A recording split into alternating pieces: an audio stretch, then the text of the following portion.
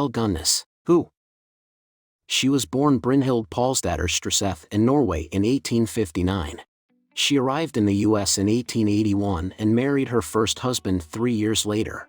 She was an early 20th century serial killer in Illinois and Indiana. She committed insurance fraud, killed 40 people, including her family, and possibly faked her death. Before starting the video, subscribe to the channel, press the bell icon, and do not forget to like and comment on the video. Gunness lived on a farm in Porte, Indiana, in 1908. Belle Gunness was tall, 250 pounds, and only her second husband's daughter Brynhild survived her. Want to know more about her? So let's have a detailed look at all about Belle Gunness. Brynhild Paulsdatter Storseth was a Norwegian-American serial killer also known by her alias, Belle Sorensen Gunness. She was given the name Brynhild Sorensen Gunness when she was born. 1881 marked Belle's arrival in the United States, where she was an attractive woman with a healthy physique. She was over 183 centimeters tall and carried a weight of more than 190 kilograms. After that, there was a string of deaths and disappearances of people who had been associated with her, most of whom brought in money from her insurance policies. It is speculated that she was responsible for the deaths of both her husbands and their children, including her daughters Myrtle and Lucy. She attempted to entice wealthy men by publishing personal ads in the matrimonial columns of various newspapers. As soon as the prospective suitors arrived at her farm, they vanished into thin air and were never seen or heard from again. She never knew who they were or where they went. This ruthless slayer killed the majority of her potential suitors, possibly stealing the cash and other valuables they carried before having them executed and burying their bodies in her farmhouse. After the executions, she buried their bodies in her farmhouse. George Anderson was the only person who could evade her grasp successfully, and he was the only person who managed to do so. In April of 1908, shortly after the victim's brother, Aslahel Gillian, had begun to doubt the circumstances surrounding his brother's disappearance, Belle's farmhouse was mysteriously destroyed by fire. However, the authorities were able to unearth the skeletal remains of many adults and children buried at the location, but Belle was nowhere to be found. According to the reports, she is to blame for the deaths of somewhere between 25 and 40 people. According to a documentary about Belle that was produced by Berit Olsdatter and broadcast on Irish television on September 4, 2006, her personality underwent a profound shift after she had a miscarriage in 1877, which was caused by a man who attacked her and kicked her abdomen while she was attending a country dance. However, the authorities in Norway chose not to prosecute the wealthy man, who sadly passed away shortly after that, reportedly from stomach cancer. She moved to America in 1881 and started working as a servant there. In Chicago, Illinois, she wed Mads Ditlev Anton Sorensen in 1884.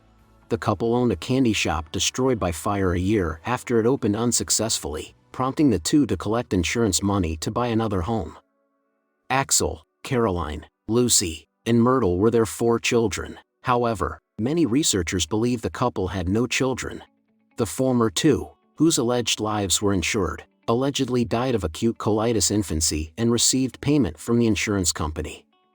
On July 30, 1900, 2 Sorensen life insurance policies reportedly crossed paths. Ironically, he passed away that day.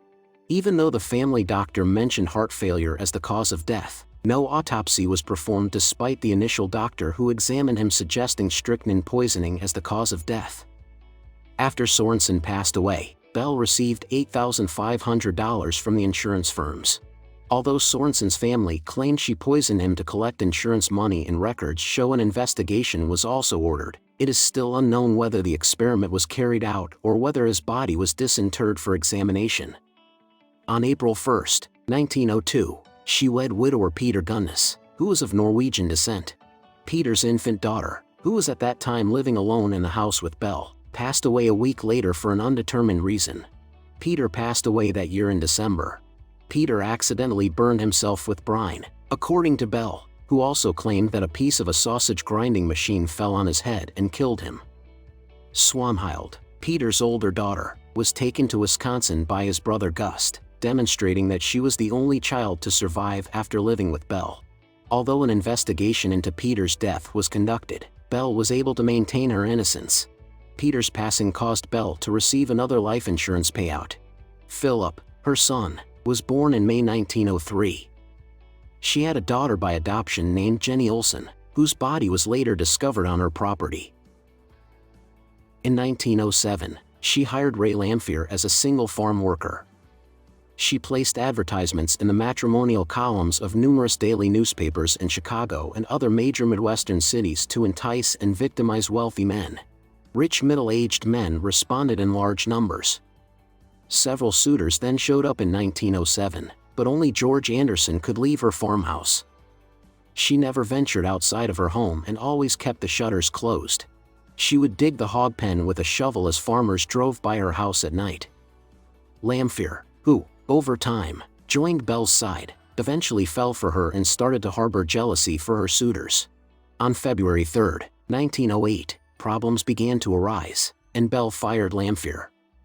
Things changed for Belle when, on the one hand, Lamphere began to cause her problems and, on the other, Asahel Gillian, the brother of one of her victims, Andrew Gillian, started to become suspicious of the man's disappearance and wanted to look into it. She once ordered Lamphere's arrest for trespassing as well. Inventing a plan for her arson, Belle foresaw trouble in the air. She told M.E. Leliter, a lawyer she met in La Porte, that Lamphere had threatened to kill her and burn down her home and was concerned for her and her children's safety. She did not, however, report Lamphere to the police. She left her entire estate to her children in a will she made through Leliter. Joe Maxon, who took over Lamphere's duties in Belle's farmhouse on April 28, 1908, awoke early that morning to discover the building ablaze.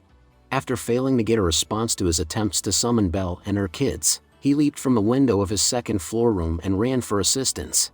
The house was destroyed by the time assistance arrived. The bodies of Belle's children were discovered in their beds, and a woman's headless body was also found. It became more challenging to recognize it as Belle's body. Murder and arson charges against Lamphere led to his arrest. On November 26, 1908, he was adjudicated guilty of arson and given a 20-year prison term. Lamphere passed away on December 30, 1909, from tuberculosis. Many people who knew Belle, including her nearby farmers C. Christopherson and L. Nicholson, as well as longtime friends Mrs. Austin Cutler and Mr. Sigward Olson, whom all denied it was Belle's, examined the headless body. Authorities' other investigations suggested the same thing. Coroner Charles Mack concluded that Belle's headless body belonged to her on May 19, 1908, after her dentist, Dr. Ira P. Norton, recognized some teeth and bridgework among the debris as having been completed for Belle.